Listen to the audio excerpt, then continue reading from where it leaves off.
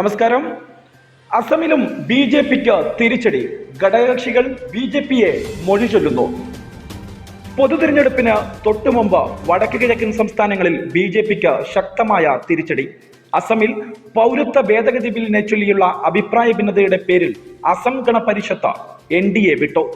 Bill ലോക്സഭയിൽ അവതരിപ്പിക്കാതിരിക്കാനുള്ള അവസാന ശ്രമമെന്ന നിലയിൽ കേന്ദ്ര ആഭ്യന്തരമന്ത്രി രാജ്നാഥ് സിംഗുമായി നടത്തിയ കൂടിക്കാഴ്ച പരാജയപ്പെട്ട സാഹചര്യത്തിലാണ് NDA വിടാൻ AGP തീരുമാനിച്ചത്.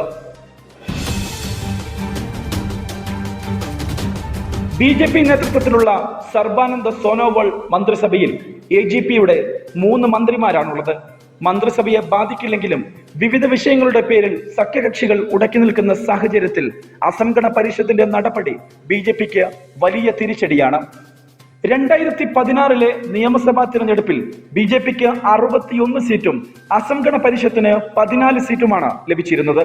12 സീറ്റുള്ള ബോഡോ പീപ്പിൾസ് ഫ്രണ്ടാണ് NDAയിലെ മറ്റൊരു പ്രധാന സഖ്യകക്ഷി. അഫ്ഗാനിസ്ഥാൻ, ബംഗ്ലാദേശ്, പാകിസ്ഥാൻ എന്നീ രാജ്യങ്ങളിലെ ഹിന്ദു, സിഖ്, ബുദ്ധ, ജെയിൻ, പാഴ്സി, ക്രിസ്ത്യൻ തുടങ്ങിയ ന്യൂനപക്ഷ വിഭാഗങ്ങൾക്ക് ഇന്ത്യയിൽ 6 വർഷം താമസിച്ചാൽ പൗരത്വം നൽകാൻ ഉദ്ദേശിക്കുന്നതാണ് 2016 പൗരത്വ ഭേദഗതി ബിൽ. ബില്ലുമായി മുന്നോട്ട് പോകാനാണ് BJP തീരുമാനമെങ്കിൽ സഖ്യം വിടുമെന്ന് അസം ഗണ പരിഷത്ത് നേതാവും മുൻ മുഖ്യമന്ത്രിയുമായ പ്രഫുല്ല കുമാർ മഹന്ത വ്യക്തമാക്കിയിരുന്നു. പൗരത്വ ബില്ലിന്റെ പേരിൽ അസമിൽ കടുത്ത പ്രതിഷേധം നടക്കുമ്പോൾ BJP അത് കണ്ടില്ലെന്ന് നടിക്കുകയാണെന്ന് AGP പ്രസിഡന്റും കൃഷിമന്ത്രിയുമായ അതുൽ ബോറ പറഞ്ഞു. News desk, national news.